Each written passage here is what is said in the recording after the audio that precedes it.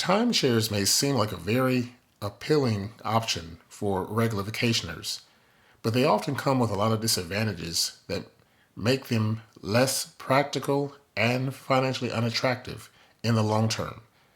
I'm Kylie McKinney with True Prosperity Financial Coaching, and I want to share with you several reasons why a timeshare may be considered a money trap. Before I do, please subscribe, like, and share this video with others that you feel would benefit from the content.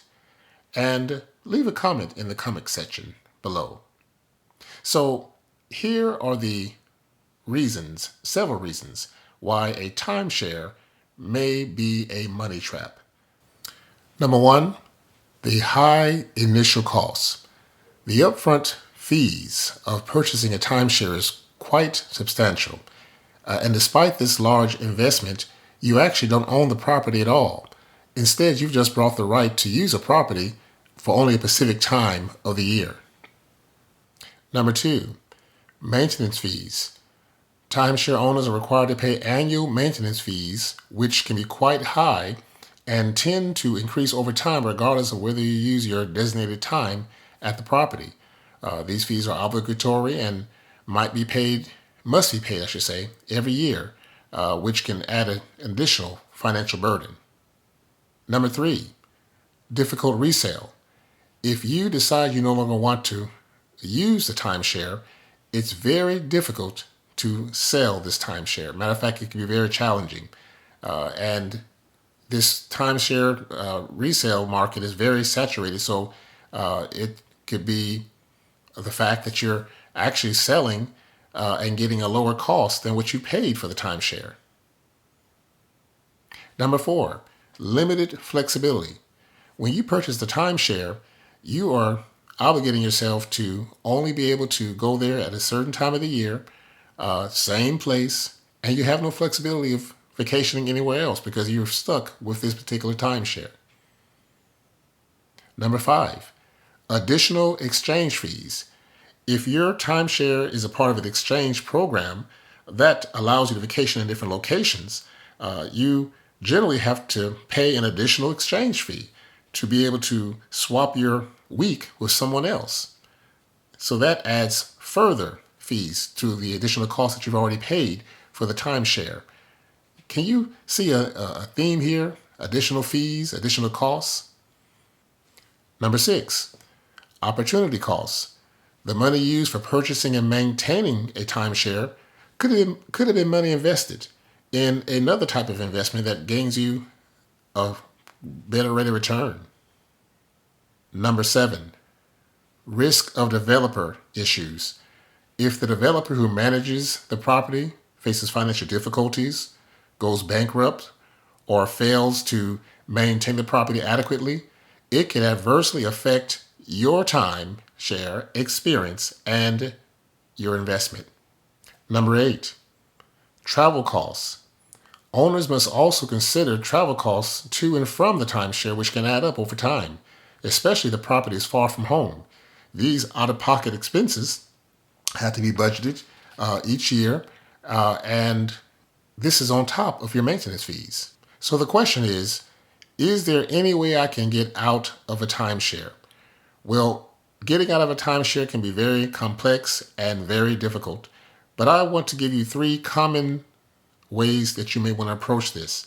Number one, rescind the contract. And this, if you rescind the contract, what you're doing is basically you're checking to see if there's a cooling off period or rescission, cooling off period in your contract, which is a window of time which allows you to legally cancel your timeshare without a penalty. This period varies depending upon where you are, where your location, and it could be anywhere from a couple of days to a couple of weeks, and it should be specified in your contract. Number two, sell or rent out the timeshare. You can try to sell your timeshare through a real estate agent or who specializes in timeshares, or you can list it online on a marketplace dedicated to selling timeshares. Consider eBay as one of those online marketplaces. Or alternatively, you can rent it out. rent it out and cover the maintenance fees and other costs if selling is not feasible. And number 3, work with a professional exit company or attorney.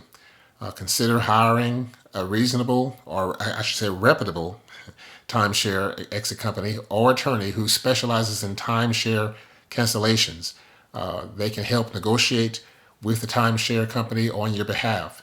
Make sure that you do your research. Make sure you do your research because there's a lot of scams out there. So you want to make sure that you have a reliable source that you're going to when you're doing this. So in summary, while a timeshare can provide enjoyable repeated vacations, the financial and logistical drawbacks can make it a potentially risky investment that can turn into a money trap for many people. So it's very crucial that you carefully assess whether these factors are worth it and consider alternative vacation spots before committing to such a purchase. Alternative vacation spots could be things like a hotel or an Airbnb. To learn more about other money traps, check out the video that I made entitled 10 Money Traps to Avoid.